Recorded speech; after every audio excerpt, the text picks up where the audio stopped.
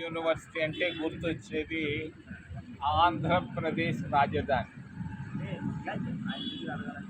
ఆంధ్రప్రదేశ్ రాజధాని చేయమని 70 సంవత్సరాల నాడు నెహ్రూను కోరారు. ఆ రోజు తిరుపతిని రాజధాని నగరం చేయమని తరివెల్ నాగిరెడ్డి గారు, ఎన్జి రంగా గారు గట్టిగా పట్టుబట్టి నీలం సంజీవరెడ్డి, ప్రకాశం పంతులు గారు కర్నూలుకు తీసుకెళ్లారు రాజధాని. ఆ రాజధాని నగరం స్థలంలో శ్రీ వెంకటేశ్వర యూనివర్సిటీని మనకు ఇవ్వడం జరిగింది. ఇది వెంకటేశ్వర యూనివర్సిటీ చరిత్ర. రాజధాని నగరం బదులు యూనివర్సిటీని ఆ రోజు ఇవ్వడం జరిగింది. రాయలసీమ ప్రాంతాలకు అన్యాయం చేయడం జరిగింది. ఇది వాస్తవం. ఈరోజు విద్యార్థుల పరిస్థితి ఆంధ్రప్రదేశ్ రాష్ట్రంలో విద్యార్థులందరూ కన్నీటితో ఉన్నారు. చదువుకునే విద్యార్థులందరూ కన్నీటితో ఉన్నారు, ఆవేదనతో ఉన్నారు. విద్యార్థులందరూ ఆకలితో కష్టాలు పడుతున్నారు. చాలా నికృష్టమైనటువంటి పరిస్థితుల్లో ఆంధ్రప్రదేశ్ రాష్ట్రంలో దాదాపు 35 యూనివర్సిటీల్లోనే కాదు, ఆర్ట్స్ కళాశాలల్లోనే కాదు, మెడికల్ కళాశాలలే కాదు, ఇంజనీరింగే కాదు, అగ్రికల్చర్, వెటర్నరీ కాలేజ్ అన్నింటిలో చదువుకున్న విద్యార్థుల పరిస్థితి, దుస్థితి అధ్వానంగా ఉంది. ఇది వాస్తవం. విద్యార్థుల పరిస్థితులు అగమ్య గోచరంగా ఉన్నాయి. ఇళ్లల్లో ఉండలేరు, విద్యా సంస్థల్లో ఉండలేరు. విద్యా సంస్థల్లో ఉండాలంటే వాళ్ళకి అన్నం కావాలి, అన్నం పెట్టడం లేదు. మేము చదువుకునే రోజుల్లో కాంగ్రెస్ పార్టీ అధికారంలో ఉన్నప్పుడు నేను వెళ్ళాను ఇందిరాగాంధీకి. చంద్రబాబు నాయుడు విద్యార్థిగా ఉన్నాడు, నేను విద్యార్థిగా ఉన్నాను. నా వయసు 19 ఏళ్ల వయసులో ఇందిరాగాంధీ ప్రధానమంత్రి గారిని కలిసి దేశం మొత్తం మీద ఫుల్ మెస్ ఛార్జీలు తీసుకొని వచ్చాం. ఫుల్ మెస్ ఛార్జీలు ఎవడెంత తిన్నా పెట్టేవాళ్ళు ప్రభుత్వం. మేము 2 చికెన్లు కూడా తీసుకున్న రోజులు ఉన్నాయి, చికెన్ ప్లేట్లు. ఫుల్ మెస్ ఛార్జీలు తీసుకొచ్చింది కాంగ్రెస్ పార్టీ, ఇందిరాగాంధీ. ఈరోజు ఫుల్ మెస్ ఛార్జెస్ అనేది కనబడటం లేదు. అరుంధతి నక్షత్రం లాగా తయారైపోయింది. తల్లిదండ్రులు డబ్బు ఇవ్వలేరు చదివించేదానికి, వీళ్ళు చదువుకునేదానికి భోజనం లేదు. చదువుకి మరి కూలి పనులకు మధ్యలో పడిపోతున్నారు ఆంధ్రప్రదేశ్ రాష్ట్రంలో ఉన్నటువంటి ఓబీసీలు, ఆంధ్రప్రదేశ్ రాష్ట్రంలో ఉన్నటువంటి గిరిజన విద్యార్థులు, ఆంధ్రప్రదేశ్ రాష్ట్రంలో ఉన్నటువంటి దళిత విద్యార్థులు లక్షల మంది, ఒకరిద్దరు కాదు, లక్షల మంది చెప్పుకోలేనటువంటి పరిస్థితుల్లో ఉన్నారు. మరి ఈ పరిస్థితుల్లో కాంగ్రెస్ పార్టీ తరఫున మేము ఆందోళన కార్యక్రమాన్ని తీసుకొని వచ్చాం శ్రీ వెంకటేశ్వర యూనివర్సిటీ ముందు.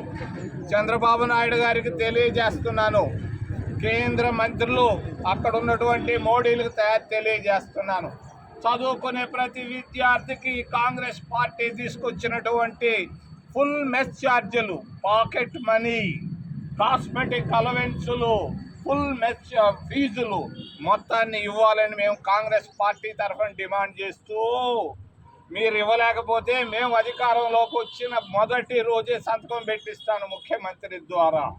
ఎవరైనా కావచ్చు ముఖ్యమంత్రి. ఖచ్చితంగా కాంగ్రెస్ పార్టీ అధికారంలోకి రాగానే వెంటనే ప్రతి విద్యార్థికి మేము ఓసీలకు కూడా ఇచ్చాం. వాస్తవాలు ఇవన్నీ. ప్రతి విద్యార్థికి ఫుల్ మెస్ ఛార్జీలు, కాస్మెటిక్ అలవెన్సులు, ఫుల్ ఫీజు రీయింబర్స్మెంట్లు అన్నీ చేసి మేము విద్యార్థులందరికీ విద్యను అందిస్తామని తెలియజేస్తూ ఒక చిన్న విషయాన్ని చెప్పదలుచుకున్నాను. విద్యార్థులందరూ ఇంత కష్టాల్లో కన్నీళ్ళల్లో ఉంటే స్వల్పమైన విషయాలు, మరి రాజశేఖర రెడ్డి కొడుకు పార్టీ వాళ్ళు ఎవరో ఒక ఎమ్మెల్యే ఎవరికో ముద్దు పెట్టాడంట, అది పెద్ద సమస్య. మరి బండబడా ఏమిరా నాయన, లక్షల మంది విద్యార్థులు కన్నీటితో ఉంటే వాడు కూడా ఒక ఎమ్మెల్యే ముద్దు పెట్టాడు, దానికి పెద్ద సమస్య. మరి చంద్రబాబు నాయుడు నిన్న క్యాబినెట్లో కూర్చొని ఆయన మంత్రి చెప్తా ఉన్నాడు, రాష్ట్రంలో ఉన్నటువంటి ప్రభుత్వ భూములన్నింటినీ కోటీసులకు ఇస్తున్నాడు చంద్రబాబు నాయుడు. మేము అధికారంలో ఉన్నప్పుడు, కాంగ్రెస్ పార్టీ అధికారంలో ఉన్నప్పుడు పేదవాళ్ళకి ఇచ్చాం ఇందిరాగాంధీ భూ సంస్కరణల ద్వారా. చంద్రబాబు నాయుడు సంస్కరణలో తిరుపతిలో ఉన్న 3000 ఎకరాలు తిరుపతి విమానాశ్రయ భూములు కూడా కోటీశ్వరులకు అమ్మేస్తున్నారు. ఇది దరిద్రం పట్టిపోయింది ఆంధ్రప్రదేశ్ రాష్ట్రానికి. గత 11 సంవత్సరాల్లో నేను సున్నితంగా నా మిత్రుడు చంద్రబాబు నాయుడుకి తెలియజేస్తున్నా, వెంటనే ఫుల్ మెచ్యూరిటీ లీవు అందరికీ, ప్రతి బిడ్డ చదువుకోవాలి. మరి మీ బిడ్డలే కాదు, అందరి బిడ్డలు చదువుకోవాలి.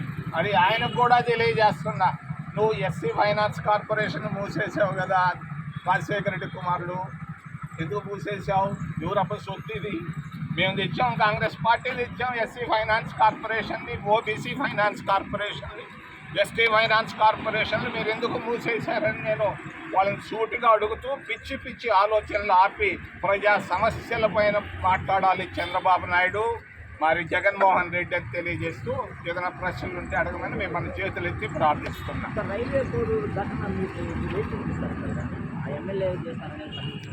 తప్పు తప్పే. ఇక్కడ కన్నీళ్లు ముందు కన్నీళ్లు దొడవమంటున్నాను. కన్నీళ్లు దొడవయ్యా, కోట్ల మంది కూటికి లేక అల్లాడుతున్నారు. ఇది చూడవయ్యా ముందు, అది మళ్ళా చూసుకున్నాం, పోలీసులు ఉన్నారు చూసుకుంటారు. యూజీసీ సంబంధించి జనరల్ అదేవిధంగా ఎస్సీ ఎస్టీ కేటగిరీలకు సంబంధించి ఇబ్బందికర వాతావరణం వస్తుందనేది ఒక 2-3 గంటలుగా చర్చనీయాంశం జరుగుతుంది. యునైటెడ్ యూజీసీ అనేది గ్రాంట్ ఇస్తూ పోయేది. రాజకీయ జోక్యాలు ఎక్కువ వస్తున్నాయి విద్యా సంస్థల్లో. ఇది పొరపాటు, తప్పు. అది వైస్ ఛాన్సలర్లకే ఇవ్వాలి. ప్రభుత్వాలు దాంట్లో ఏలు పెట్టకూడదు. అటానమస్ ఇన్స్టిట్యూషన్లు ఇవన్నీ.